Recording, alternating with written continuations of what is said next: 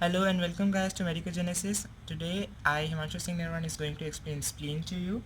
So first of all, thank you for subscribing. And the spleen is a lymphatic organ which is connected to the blood vascular system, and it is a filter of the filter for the blood, and it plays an important role in the immune responses of the body.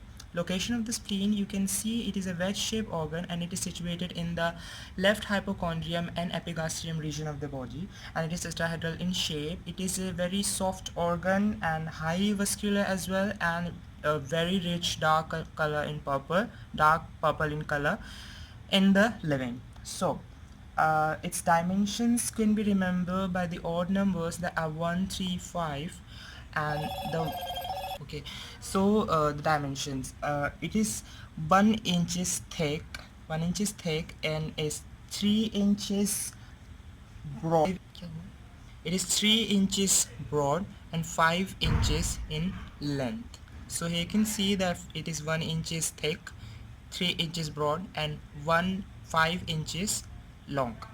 And the weight of the spleen is 7 ounces, and it is related to the 9th, 10th, and 11th rib.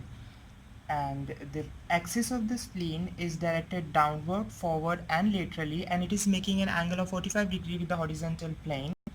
And moving on to the external features, it is divided into you can see three borders, two surface, two angles, and one hilum along with two ends. So the two ends are the anterior or the lateral end, which is very broad, expanded, and is more like a border, and it reaches the mid-axillary line of the body, and the posterior or the medial end is rounded, and it rests on the upper pole of the kidney. Three borders are there. One is the superior border, which is characteristically notched near the anterior end. Inferior border, which is rounded, and an intermediate border, which is also rounded and is directed to the right side. So, and there are two surfaces. One surface is the diaphragmatic surface, which is convex and is smooth, and the visceral surface is irregular and is concave. You can see the concavity here, and it is irregular, and this is smooth.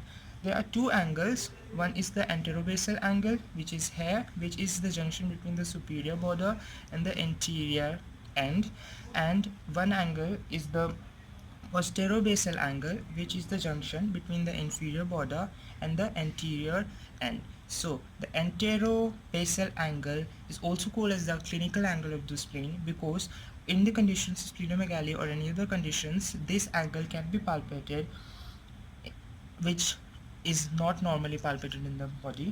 So the angles are complete, and moving on to the hilum. Hilum is the lies between the superior and the intermediate border. This is the superior and the intermediate border, and this is the hilum, and it is pierced by the branches and tributaries of the splenic vessels.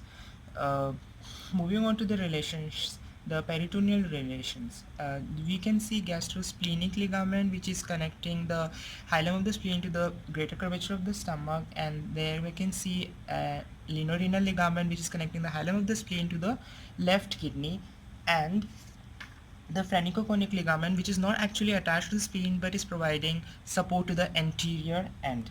Visceral surface, the visceral surface will see the relations like there.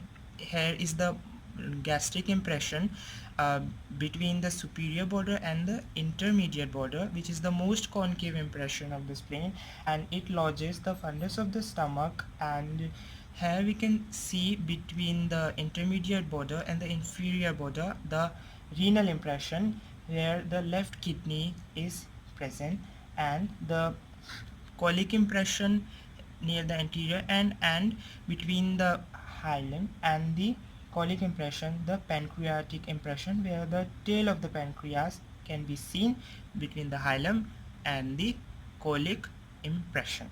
So, and this is the diaphragmatic surface, which is related to the diaphragm.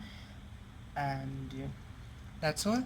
Thank you guys for watching. Please subscribe to the channel Medical Genesis, and we hope to see you soon again. Thank you very much. Bye.